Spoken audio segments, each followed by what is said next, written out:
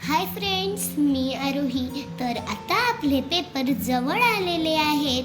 तर आज आपण मोर पिसारा ह्या धड्यावरचे प्रश्न उत्तरे पाहणार आहोत. तर चला पाहूया. 1. चिचूला काय काय करावं वाटायचं ते सांग. उत्तर: कधी कधी त्याला पक्ष्यांसारखं उडावंसं वाटायचं, तर कधी त्याला सश्यासारख्या उड्या माराव्याशा वाटायच्या. 2. का ते सांग. 1. परी झाडाच्या मागे लपून बसली.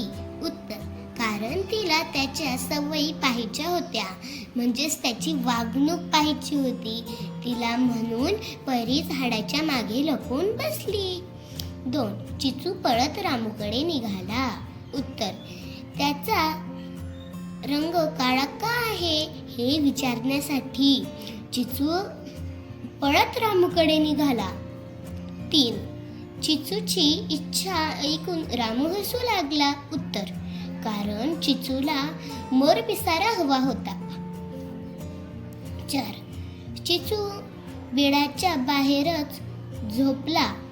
उत्तर: त्याला मोर पिसारामुळे बिळात जाताच येत नव्हते.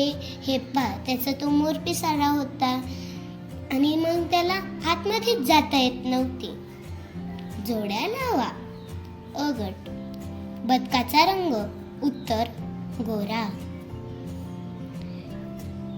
चिचूचा रंग काळा. 3. मोराचा पिसारा रंगीबेरंगी. 4. परीच्या हातात काय होती बरं? परीच्या हातात जादूची कांडी. रामू हत्ती कसा होता? बुद्धिमान. पुढे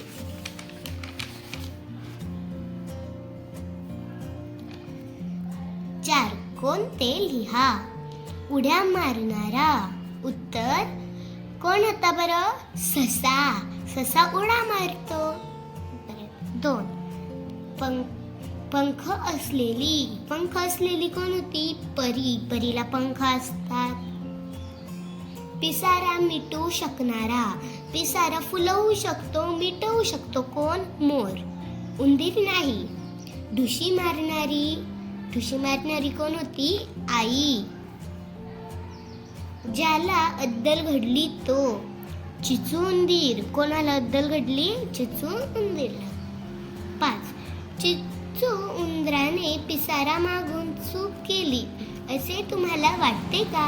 कारणासह सांगा.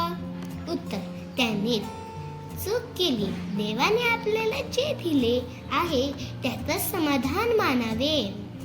त्याने पिसारा मागून चूक केली, त्याला दुसऱ्यांचं मागायला नाही पाहिजे होतं.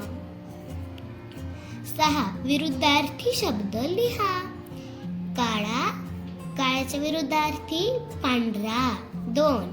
खुश विरुद्धार्थी नाराज. 3.